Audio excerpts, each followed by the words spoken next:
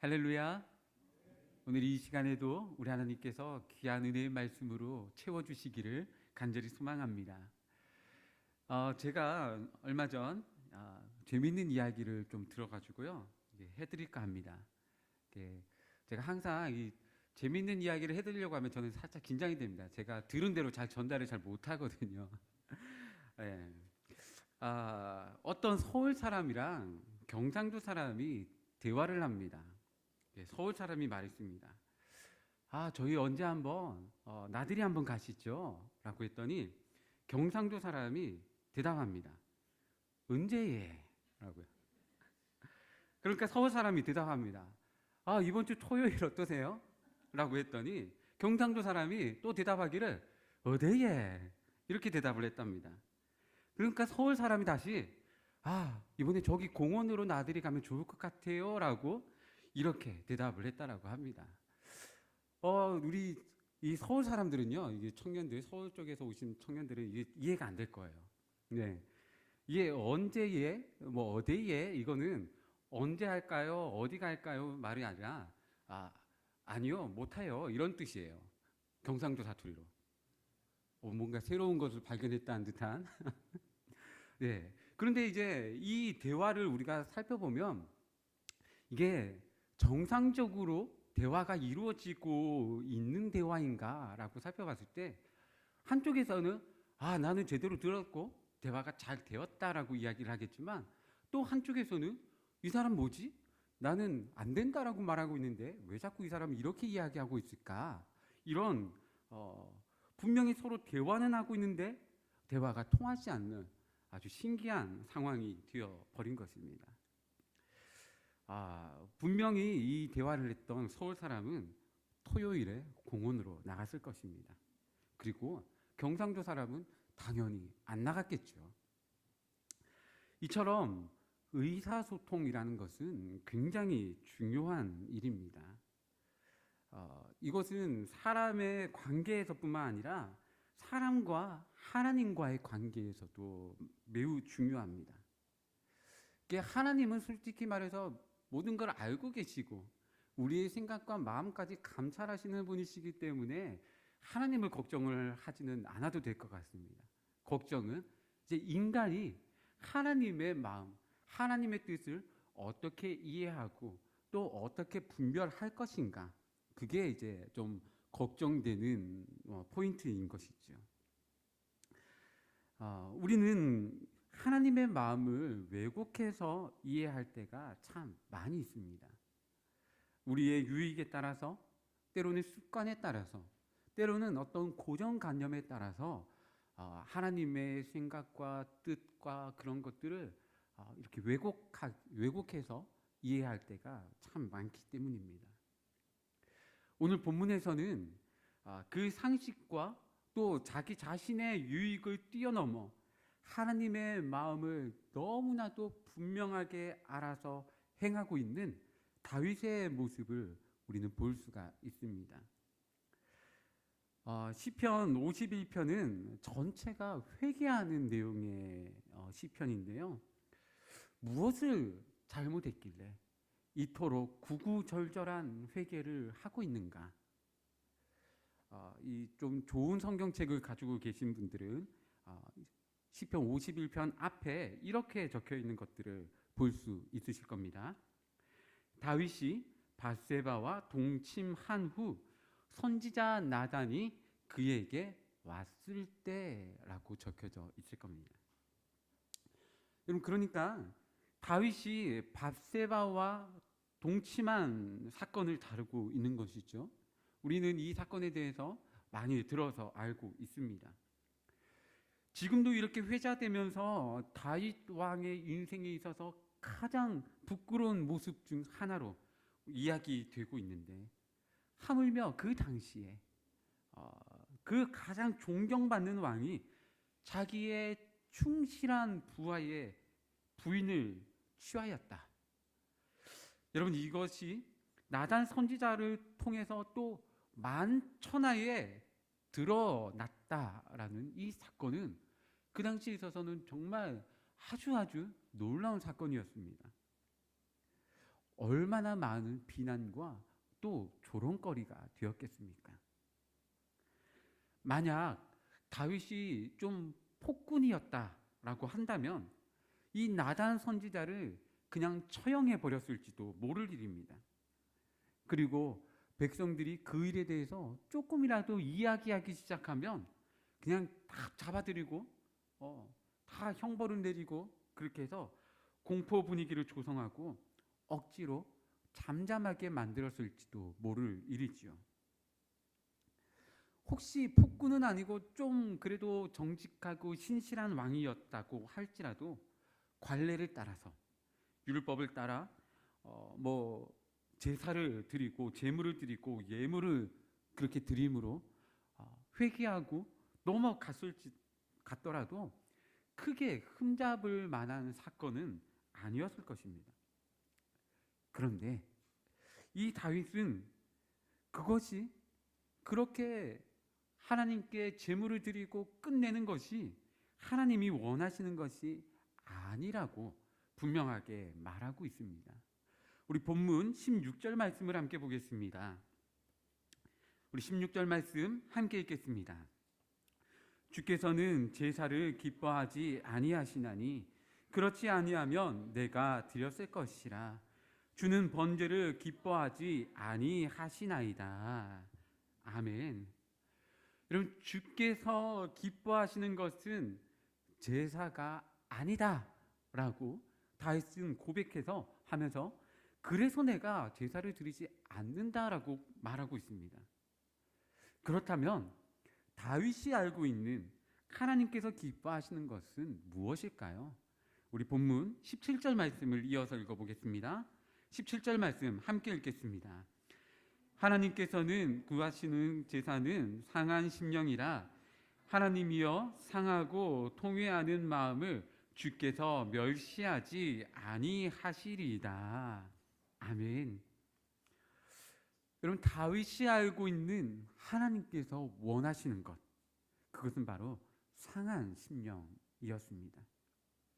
그 상하고 통회하는 심령을 하나님께서 멸시하지 않으신다라는 것을 다윗은 분명하게 알았습니다. 그래서 다윗은 이토록 정직하고 이토록 마음을 찢는 회개를 하나님 앞에 드리고 있었던 것이지요. 그 당시 율법이 절대적 기준이었던 시대임을 생각해 본다면 이것은 상식을 뛰어넘어 버리는 정말 하나님의 마음을 깊이 알고 있는 사람이 행할 수 있었던 바로 그런 모습이다라고 할 수 있을 것입니다. 이 다윗의 모습은 말 그대로 하나님과 올바른 의사소통을 하고 있는 모습이다라고 할 수 있는 것이죠. 그렇다면 잘못된 의사소통의 대표적인 예는 어떤 것이 있을까요? 다윗과 비교되는 인물은 바로 사울 왕입니다. 그는 자격이 없음에도 스스로 제사를 드림으로 인해서 하나님과 소통되고 있지 못한 그런 모습들을 보여줍니다. 우리 사무엘상 13장 8절과 9절 말씀을 함께 보겠습니다. 우리 함께 읽겠습니다. 사울은 사무엘이 정한 기한대로 이레 동안을 기다렸으나 사무엘이 길갈로 오지 아니하매 백성이 사울에게서 흩어지는지라. 사울이 이르되 번제와 화목제물을 이리로 가져오라 하여 번제를 드렸더니. 아멘. 사울이 전쟁을 앞두고 있습니다. 근데 수도 없이 많은 적군들 앞에서 자꾸 이스라엘 군대가 두려워서 자꾸 도망가는 사람들이 생겨났습니다. 아무리 기다려도 제사를 지낼 사무엘은 오지 않았습니다. 그렇지만 사울 왕은 여전히 전쟁 앞에서 제사를 드리는 것이 중요하다라고 생각했습니다. 그 당시 관점으로 본다면 당연한 것입니다. 여러분, 전쟁은 하나님께 속했으니 하나님께 기도하고 전쟁을 하는 것, 그것은 너무나도 당연한 이야기인 것이죠. 우리도 오늘날 어떤 행사나 어떤 일들을 하기에 앞서서 기도하고 시작하지 않습니까? 예. 그러니 이 사울 왕의 선택은 어떻게 보면 너무 당연해 보이는 것이죠. 하지만 이 사울 왕은 하나님의 마음을 정확하게 알지 못했습니다. 조금 더 정확하게 표현하자면 하나님과의 의사소통이 전혀 없었다라는 것이죠. 사울 왕은 하나님께 묻고 하나님의 마음을 알기 원하는 것보다 자신의 처한 상황을 더 중요하게 생각했고 율법과 관습 또 상식을 의지했습니다. 물론 그러한 것이 하나님의 뜻을 나타내는 지표가 되기도 합니다. 그렇지만 하나님은 우리와 더 깊은 교제를 원하고 계시는다는 것을 우리는 생각해야 합니다. 여러분, 마치 우리가 좋은 책을 읽고 그것에 대해서 이 책에 굉장한 감명을 받았는데 그 책의 저자가 책에 다 담지 못한 더 깊은 대화를 나에게 와서 함께 나누어 준다라고 생각한다면 이 감동은, 그 감명은 전혀 다른 차원의 것이 되어 버리는 것과 같습니다. 예를 들어서 여러분, 강아지 좋아하시는 분들, 키우시는 분들 계시죠? 이 강아지 우리나라에서 제일 유명한 사람은 강영욱 씨 아니겠습니까? 이 강영욱 씨가 우리가 책을 보고 그분의 영상을 보고 우리 개를 어떻게 하는 것보다 그 강영욱 씨가 직접 와서 우리 개를 봐주고 우리 개의 어떤 문제점들을 고쳐주는 것, 그게 훨씬 더 나은 것 아니겠습니까? 우리 청년들 축구 많이 좋아하시죠? 네, 오늘도 좀 있으면 이제 또 축구하러 가야 되는데요. 이 축구 좋아해서 축구를 잘하고 싶어서 손흥민 선수의 영상을 막 돌려보고 이렇게 차야지 저렇게 해야지 하는 것보다 손흥민 선수가 직접 와서 운동장에 같이 서서 공은 이렇게 차세요, 슛은 이렇게 하세요, 한번 차보세요. 얘가 이렇게 차면 안 돼요, 자세는 이렇게 해주세요, 이렇게 한번 차보세요 라고 한다면 이거는 전혀 다른 문제가 되는 것 아니겠습니까? 하물며 여러분, 그 율법을 주신, 그 법을 주신 하나님은 어떻겠습니까? 율법과 상식과 관습으로 다 이해할 수 없는 더 위대하신 분이 바로 하나님이십니다. 그리고 이제 우리는 그 하나님을 성경을 통해서 볼 수 있으며 예수님을 통해서 그 사랑을 경험할 수 있으며 또 성령님을 통해서 그 모든 것을 믿을 수 있게 되었습니다. 그러니 우리는 하나님과 더 가까이 하기를 소망하며 늘 교제하며 하나님 마음 알기를 더욱 힘써야 합니다. 그렇게 우리는 사울의 간습에 따른 제사가 아니라 다윗의 하나님께서 기뻐하시는 의로운 제사를 또 온전한 번제를 하나님께 드릴 수 있어야 합니다. 목회 데이터 연구소라는 곳이 있습니다. 기독교 관련된 여러 가지 이슈들을 이제 설문조사나 이런 것들을 통해서 통계를 내는 연구소인데요. 이 목회 데이터 연구소에서 재미있는 설문 결과를 발표했습니다. 바로 요즘 급격하게 발전하고 있는 AI, 인공지능에 대한 것입니다. 여러분, 요즘에 이 인공지능 중에 챗 GPT라는 것이 있는데요. 인공지능 대화 프로그램입니다. 근데 이게 단순히 그냥 검색하고 그냥 뭐 물어보면 뭘 알려주고 하는 수준이 아니라요. 정말 박식한 박사가 그 질문에 대답해 주듯이 그 인공지능이 모든 인터넷에 있는 정보를 다 모아서 정리해서 단 몇 초 만에 엄청난 결과물들을 알려주는 프로그램입니다. 완전히 이제 새로운 시대가 도래한 것이죠. 심지어는 어떤 그림을 그려주세요라고 하면요, 그림까지 완벽하게 그려내는 그런 시대가 열렸습니다. 의사 시험 문제를 질문을 했더니요, 전부 다 맞췄다고 합니다. 그러니까 엔간한 의사보다 훨씬 더 의학적인 지식도 많다라는 것이죠. 이 인공지능 서비스에 대해서 이 목회 데이터 연구소에서 조사를 했는데, 앞으로 이 챗 GPT가 설교에 어떤 영향을 미칠 것인가라는 것입니다. 첫 번째 표를 좀 보여주시겠습니까? 네. 응답자의 79%가요. 이 목회자가 응답한 내용입니다. 참고로 목회자의 79%가 앞으로 이 챗 GPT라는 인공지능이 설교에 사용될 것 같다라고 응답을 했습니다. 그리고 18%는 사용되지 않을 것이다 라고 이야기했고요. 3%가 모르겠습니다 라고 응답을 했다라고 합니다. 이것보다 더 놀라운 또 설문 결과가 있는데요. 다음 그래프를 좀 보여주십시오. 네. 자, 그렇다면 본인 설교에 이 인공지능 설교문을 사용할 것인가? 라는 것에 대한 설문입니다. 이 중에 46%가요, 이 인공지능 설교문을 설교에 사용하겠다라고 응답했습니다. 참고로 여러분, 다시 말씀드리지만 목회자들이 응답한 내용입니다. 그러니까 목회자의 절반은 이 인공지능 설교문을 설교에 사용하겠다라고 한 사람들입니다. 이 46% 중에 사람들의 70%의 사람들은 이미 설교 준비에 이 인공지능 설교문을 인용하고 있다라고 응답을 했습니다.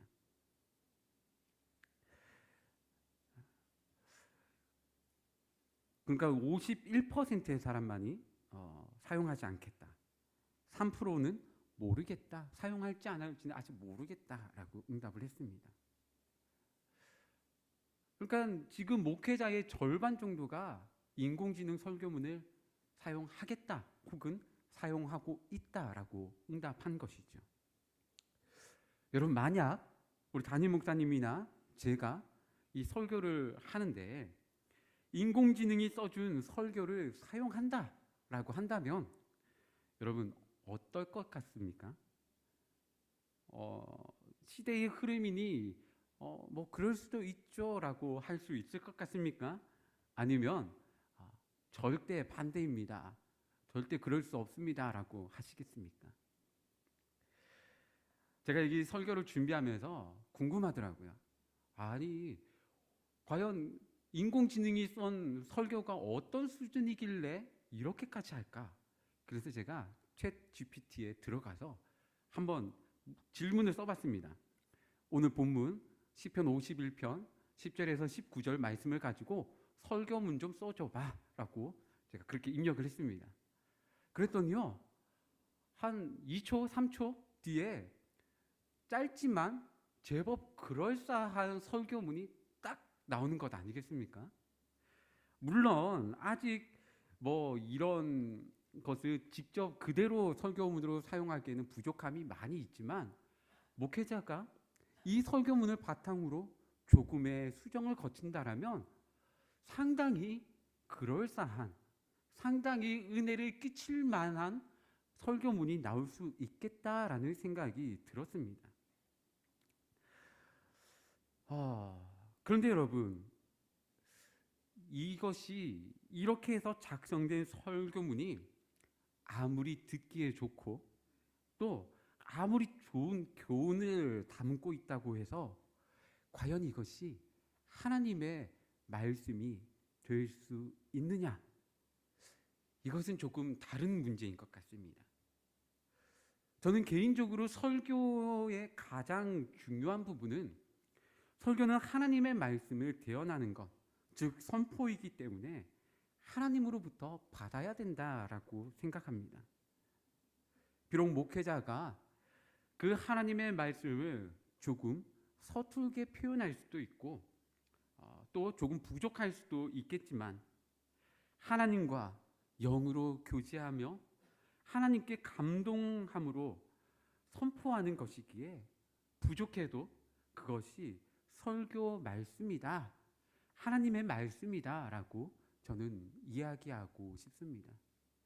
그러니까 여러분, 혹시 설교를 들으시다가 뭔가 좀 이상한데? 문법이 좀 이상한데? 뭐 그렇게 느껴지신다면 우리 목사님이 인공지능 설교문을 사용하지 않고 직접 하나님께 받은 말씀을 전하고 있구나라고 생각하시고 좋게 받아주시면 될 것 같습니다. 여러분, 인공지능이 아무리 좋은 설교문을 쓴다고 해도 그것이 하나님으로부터 받은 영이 없기에 설교라고 하기에는 어려움이 있습니다.